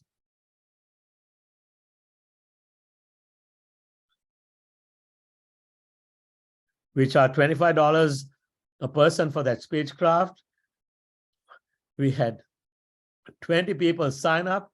We had 2 speechcrafts, $500 in the club's coffer, and many of our members were speechcraft speakers, so they got to complete their projects, and we got new members out of that.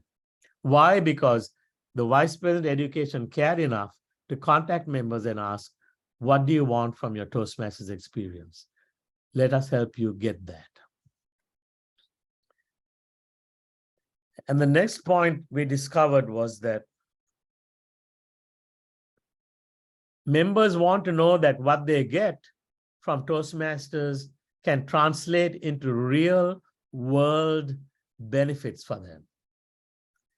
And that's called having transferable skills. Are you learning to be a better listener in the Toastmasters Club? Well, congratulations. That should transfer into you become a better listener at home, to your spouse, to your children, a better listener at work, a better listener at church or your place of worship, a better listener in the community. Everything we do in Toastmasters is transferable. And if you look at this competent leader project completion record, you will see that the transferable skills are highlighted. Vice President's education, if your members don't know that, please point that out to them, that everything we do in Toastmasters is transferable to life. And another point on this 8-point road trip is that there are resources available to help us run excellent meetings. The number one resource I found helpful is Moments of Truth. You may have already done it in your club, but if you did it 1 year, that doesn't mean that the next year you don't need it. We need it. I think every club needs to run Moments of Truth at least one time a year. The Distinguished Club program itself helps us as we see what our goals are and why we have those goals. The club success plan that the club officers put together. And then invite Toastmaster experts. Here are just a few. Accredited speakers, world champions, successful district and club leaders, people who are experts in pathways, past international presidents. You're fortunate to have one right there in your club. Past international directors, past region advisors. You see, there's a bottomless well you can draw on. By calling me today, it tells me that you're thinking ahead and you're trying to tap the resources that are available. Congratulations. Tap these resources. Meet member needs with special educational programs. So do member surveys. One question about surveys, don't simply email forms, but try to contact them individually. People will respond to individual connections. Excuse me. I have a couple of good friends, Frank and Karen Story, who are experts in pathways. We've had them come in person, and they also do virtual seminars on how to navigate pathways. Speech contests. Many members are interested in this, but they don't get any education on how to excel at speech contests. Provide that. Benefits of serving as a club officer.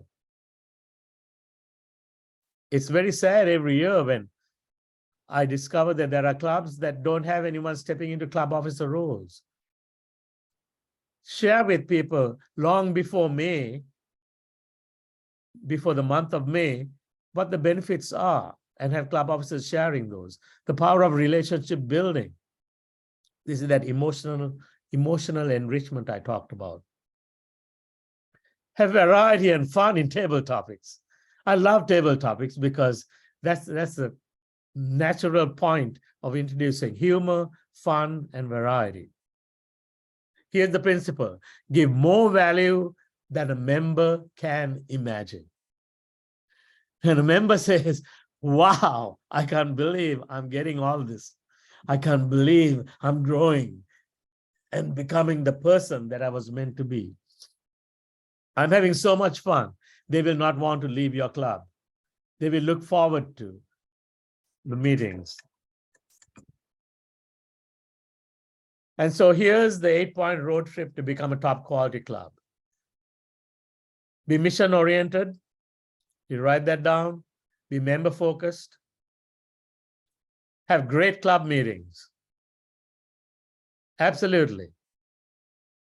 Create an SPF, supportive, positive, fun club culture. Make sure your club meetings are emotionally rewarding. And make sure that your members are making educational progress in the way they want to. Use resources that are available everywhere. The world is full of resources for us if we but open our eyes, recognize them, and draw them to ourselves and tap their power. And then keep on track with DCP. The DCP is a tracking mechanism.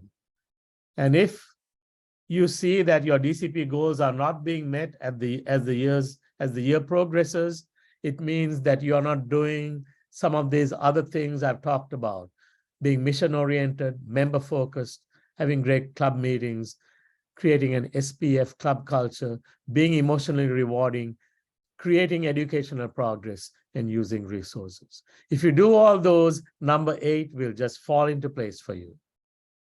Club officers, this is your opportunity to make a difference in this world, to your members and to the larger world that they impact. I love our founder's quote. Ralph Smedley said, "Let us share the benefits we have gained with others." As several of the speakers before me today said, it is in sharing, it is in giving that we receive. That is why Toastmasters like your International President, Richard Peck, that is why myself, after 36 years as a Toastmaster, continue, because we have discovered the joy of giving and mentoring and supporting.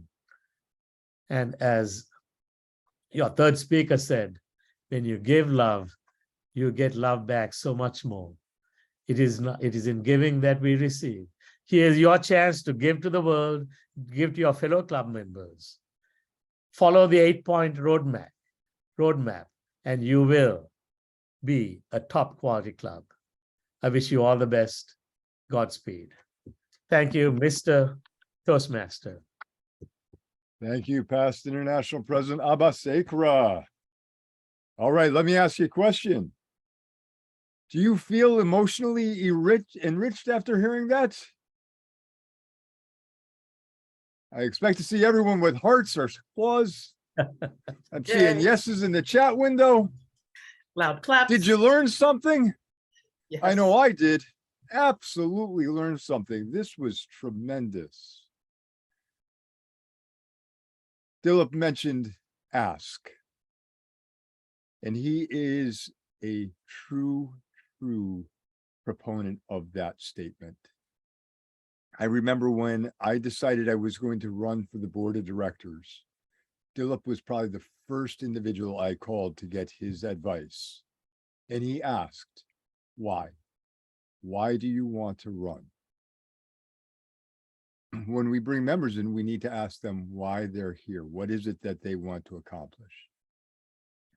Because if we don't know where they want to go, there's no way we can help them get there.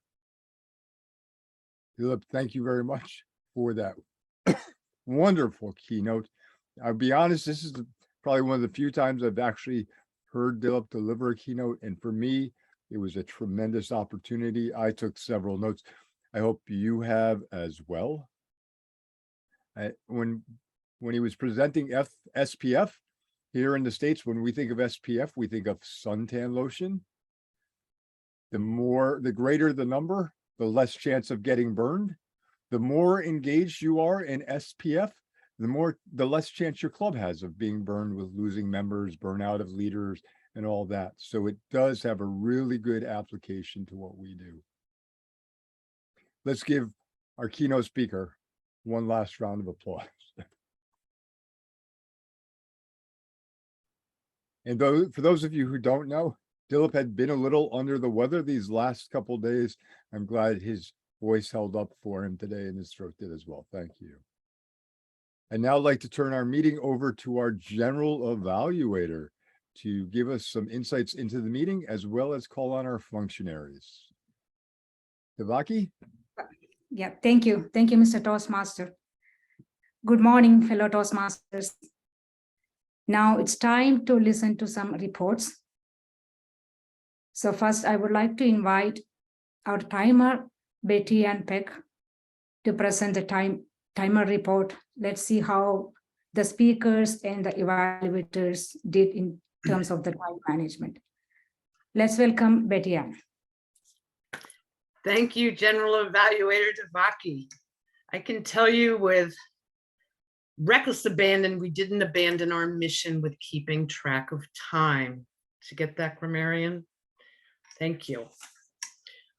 For the evaluations, which we did in a round robin, I'll give in just a moment. For our speakers today, first speaker, Araya, 6 minutes, 18 seconds. The evaluations were 3 to 4 minutes so we could get everybody in.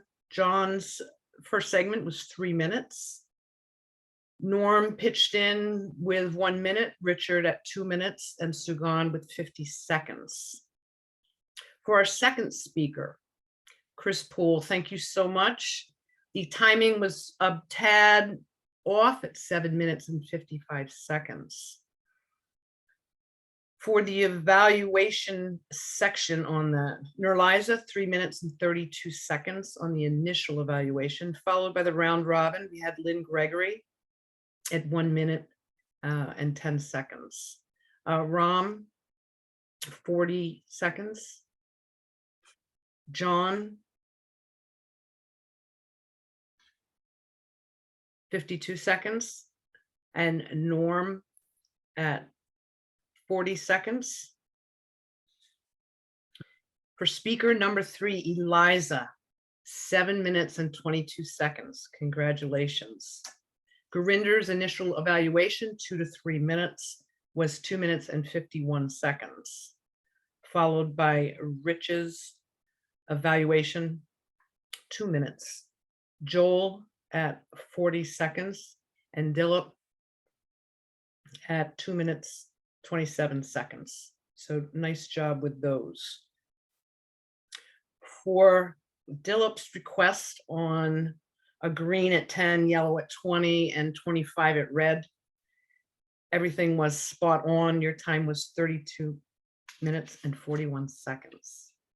So congratulations to everybody for that. You kept us going with no reckless abandon. Back to you, Miss General Evaluator. Thank you, Betty Ann, for the report. And it's great to know that all speakers and evaluators did a wonderful job on the time management. Congratulations. And at this point, the next report is going to be how well the speakers and evaluators and Toastmasters could use the word of the day, and a report about our counter and grammarian. The volunteer is Norm Thibodeau. So I would like to welcome Norm. Yes, please help me welcome. I gotta go off mute. Thanks very much, Devaki. Well, fellow Toastmasters, I'm afraid that I partially abandoned my role because I did not really hear any awful uses of grammar. I have to admit that I know that a lot of our guests today, English is a second language for them, maybe even a third language. So I took account of that and I was very lenient, but I didn't hear any really awful uses of grammar. I did hear one good use from our Pastor International President Richard Peck when he pointed out that he didn't want to steal our grammarian's thunder. That's my thunder, but I have no thunder. So no worries about stealing that, Richard. I do have an encounter report, as you might expect for an advanced Toastmasters club, and most of our speakers today were pretty advanced speakers. I found very few verbal fillers at all. I got a couple from Nerliza during her evaluation. I think one from Ada during her speech. I just had one myself. If you didn't catch it, I did. So there was one there. So very few ahs and ums. I noted that Chris during her speech almost had a verbal filler. but then it ended up being a continuation of the sentence. So nice recovery on that, Chris. And in terms of the word of the day, the word again was abandon. And I heard that several times. I probably missed some because I was very intent on listening to the speeches. I heard it from Richard as a Toastmaster right at the beginning. I heard it from Chris during her speech. I heard 2 from Eliza during her speech. I heard it from Dilip, and Betty Ann used it twice during her timers report. Did anybody else use it that I missed? John's got his thumb up, so he must have used it.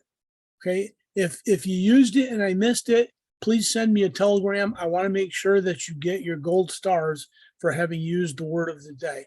That's worth something to you when you go to do your tax return at the end of the year. And I will turn us back over to our general evaluator, Devaki. Thank you, Norm, for presenting a detailed report. Congratulations, everybody, to deliver your speeches with the minimum verbal crutches and using the word of the day several times. That was great. Thank you again. Now back to you, Mr. Toastmaster. Thank you, Devaki. Did you have anything that you'd like to tell us about our meeting, how you thought it went? Yes, I would like to share some points. First of all, thank you, New England Advanced Toastmasters team, for giving me an opportunity to attend today's meeting. And as you know, my name is Devaki Krishnan. I'm happy to serve as Area 12 Director for this Toastmasters year. My home club is Southern Touches Toastmasters, which is located in Poughkeepsie, New York. I've been member of that club since 2014. I really enjoy being a part of Toastmasters. I also very much enjoyed today's well-organized meeting. So I would like to point out some very positive things that happened in the before the meeting. The agenda was distributed well in advance. All roles were filled before the meeting because many clubs have challenges to do that, especially the evaluation, but everything was filled in advance. Our Sergeant at Arms started the meeting promptly at exactly 10 o'clock. That's also important. All the guests received warm welcome from the officers. Thank you very much. Just like the meeting started on time, looking at the agenda, I think it's going to end almost on time as well. Toastmaster did a great job on doing a well-organized meeting, focusing on a smooth transition from one event to another. I enjoyed all the speeches and evaluations and the reports. All evaluators provided constructive feedback to the speakers. That's really appreciated. I like how the meeting is organized, especially that the evaluation followed right after the speech. That is actually, in my opinion, is more efficient because the speakers can connect their speech with the evaluation, so they can easily find out if any suggestions or any positive things the evaluators are mentioning. But many other clubs will do evaluation after completing all the speeches. So I think this is more efficient way of doing it. Only one suggestion I may have to tell you is that including a table topic session would be beneficial. But I know that VP Norm already told me that the club is planning to put the table topics into the meeting. So I hope that can happen in the near future. And as you know, this is my club visit as well. So regarding club visit, I happened to look at the dashboard. So again, VP Norm mentioned me that your club is running a little differently, because you need to have the member should have a DTM or one part completed. And also the member should be part of another club. So that's something challenging to get new members, I understand. Also, the education award, most of the time, the members are contributing to the other club. So that's another challenge. I just have a question. Do you have 7 club officers or anybody is doing double duty? We have a few officers that do double duty. Okay. So I really enjoyed the meeting and thank you for having me. Back to you, Mr. Toastmaster. Thank you, Devaki, for that feedback. Greatly appreciated. I have 2 requests. The first is that everyone turn on their cameras so that Norm can take some pictures that we'll be able to share and save to the website, just to show our global representation here. So that will be part 1. So Norm will let us know when that's all set and ready to go. And then If you part could all 2. turn your cameras on, please. Part 2, after we get through the photographs, if you would all go in the chat window, tell us where you're from. We know that Singapore is represented. We know Canada, the US, but send us a note in Indonesia, first one on the list. This will give us a chance to learn how vast the organization is. A few more folks need to still turn their cameras on, please. Last call. I'm going to snap pictures. All right, everybody give the camera lens your best Toastmasters smile. Here we go.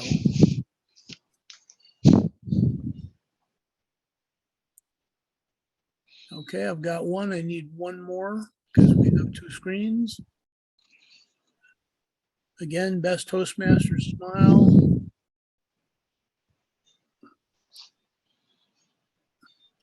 Excellent. Back to you, Richard. Thanks. Thank you, Norm. We promise there'll be no evaluation on whether it was actually your best Toastmaster smile or not. For those of you who may have taken pictures along the way, please feel free to share those with Dilip. Dilip had to leave due to another commitment, but we were honored to have him with us. This was a great meeting. I know we are up against the clock, so I am only going to take a couple minutes to close some things out. Welcome from Malaysia.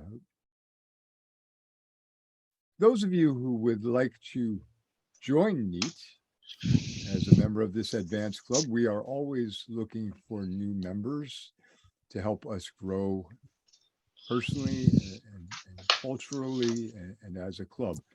If you would like to learn more about our club, please reach out to our Vice President of Membership, Betty Ann Peck.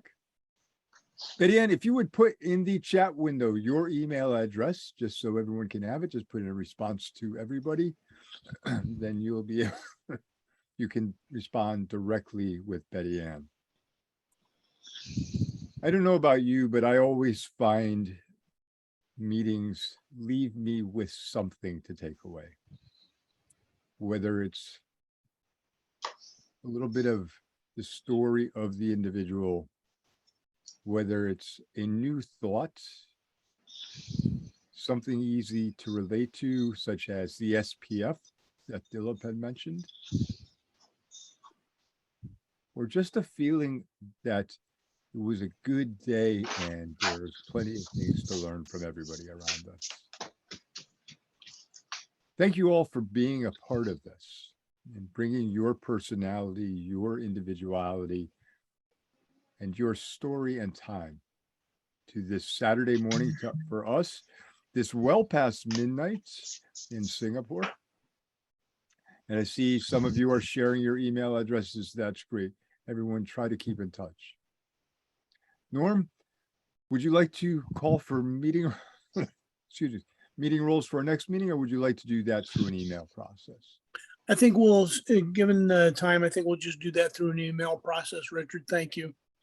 Excellent. I'm planning on leaving the Zoom open for a little bit. There are still people adding their email addresses and their location information in chat. I'll leave it open for a few minutes until I see that buzz slow down a bit before we close the meeting. Thank you. Thank Yes, you, and Norm, thank you. I did put my email in the chat to everybody. Thank you, World Traveler Toastmasters Club, a club that is near and dear to my heart, for joining us today. Great to see so many of you again. Eliza, Ram, Phoebe, hadn't seen Phoebe in a while. Nice to see you, Bruce, as well. And many of the rest of you who I have watched along your journey. It is truly, truly a pleasure. I am going to sign off for now as I have another commitment to attend to. Please feel free to join us again in the future. We do apologize for the lateness of the meeting for you being, some of you being halfway across the world, but we do appreciate your time. Yes. Have a great day. Norm, thank you for setting this up. Everybody, I know that Dilip gave me credit. I did nothing. I just showed up as the window dressing for the meeting. Norm and Betty Ann and Eliza were responsible for bringing this all together. Give them the round of applause. They were the ones. Thank you.